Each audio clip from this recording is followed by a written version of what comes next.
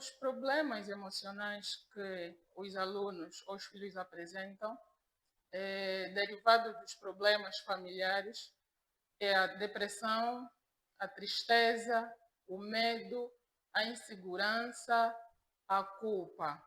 Porque muitas vezes os pais não conseguem perceber quando é que nós estamos a causar esses transtornos, essas situações nas crianças. Portanto, há necessidade dos pais prestarem mais atenção nos sinais que os meninos ou que as crianças vão apresentando na medida em que vão crescendo. Pois os problemas causados, ou os problemas que os pais desenvolvem frente às crianças, causa essas situações que poderão levar a criança a um estágio ou a um estado emocional debilitado.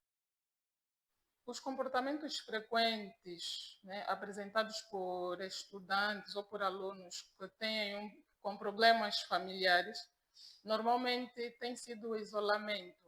O isolamento, choro, são pessoas que, pronto, em alguns momentos parecem ser normais ou estarem de normal, mas depois de um tempo elas tendem a isolar-se, saem do meio dos outros colegas, ficam num cantinho assim só como se estivesse sozinho, ou então põe-se num canto a chorar. Esses são os sinais frequentes que têm se verificado nos alunos que têm problemas familiares. Agora, são mais as meninas ou os rapazes que apresentam essa Bom, disparidade?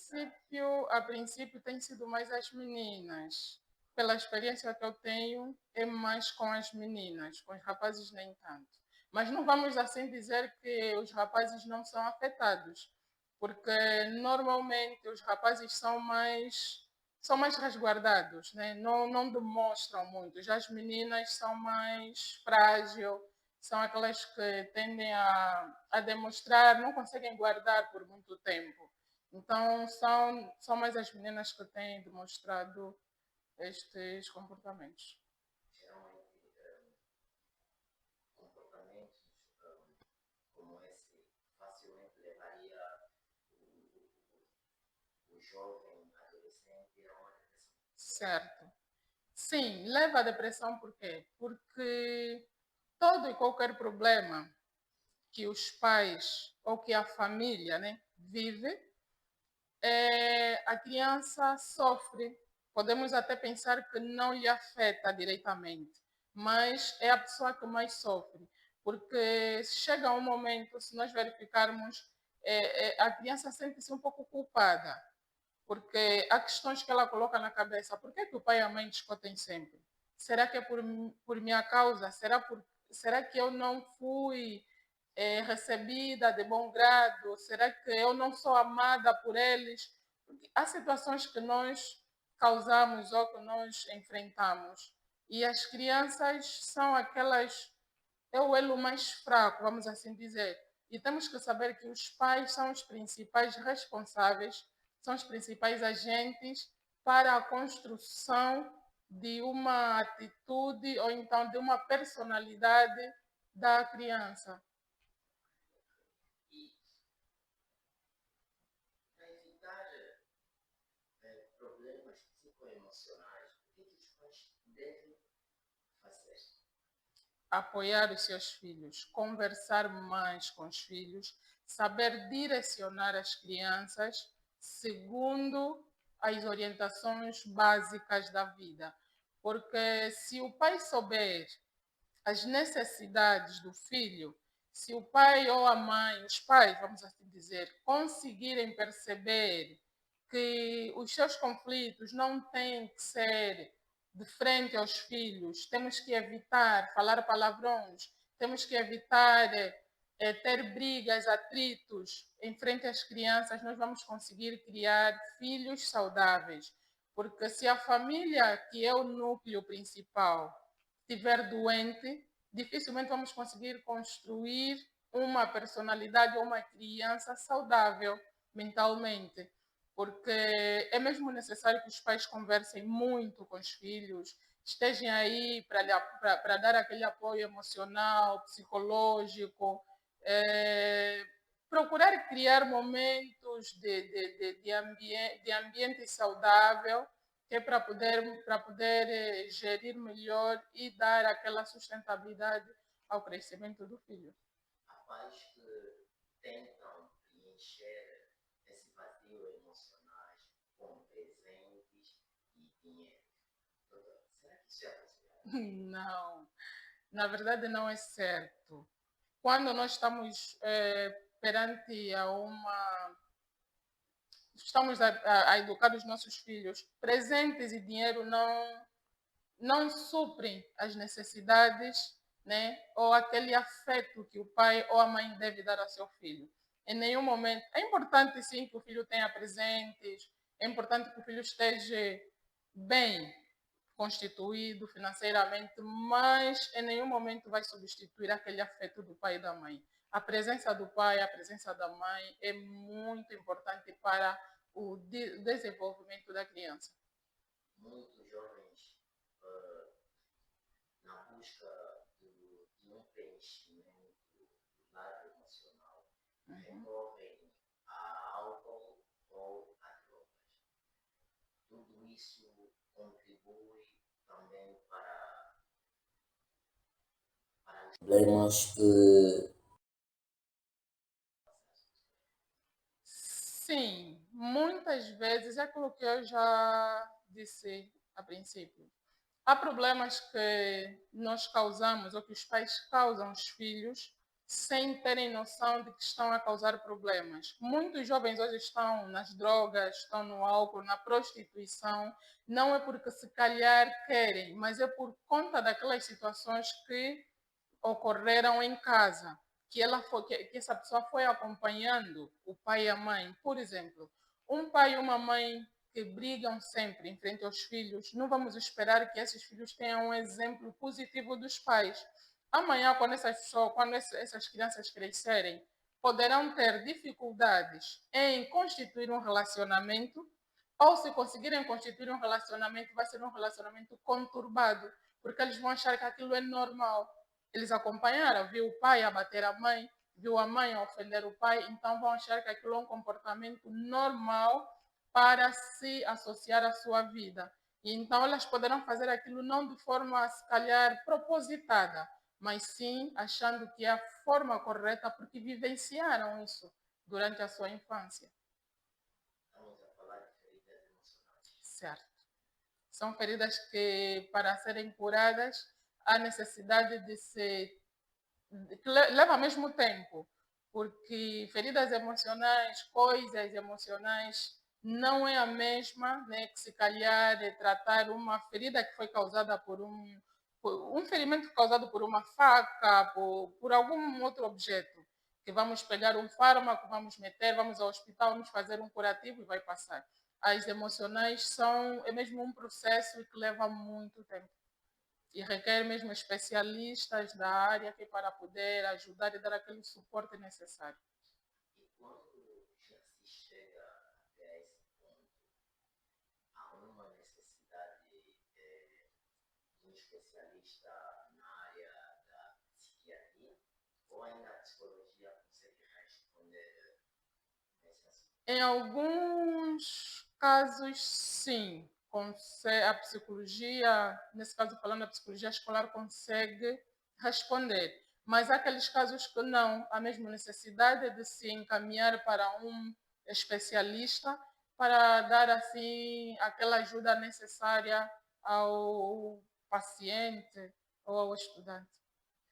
Agora, doutora, quais assuntos os casais devem evitar tratar junto dos filhos e quais assuntos eles podem conversar com os filhos?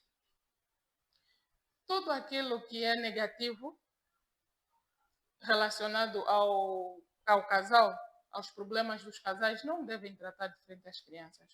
Tudo que nós achamos que é algo que não nos favorece, não podemos tratar diante das crianças.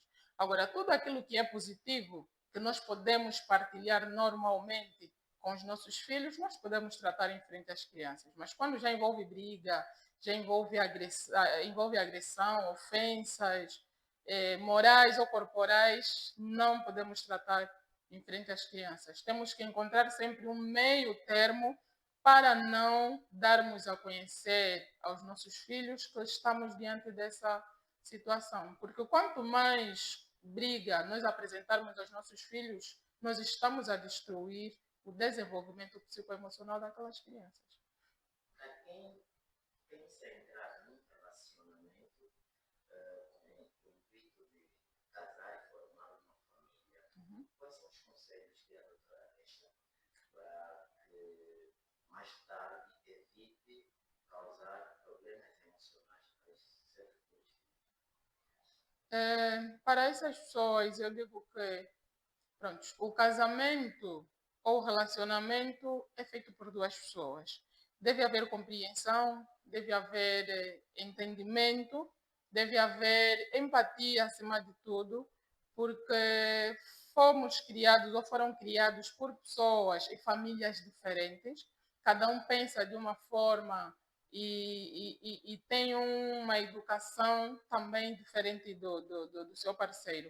Então, há necessidade de sabermos separar as coisas, conseguirmos compreender as dificuldades de um e do outro, que é para assim conseguirmos criar um ambiente ou um lar saudável.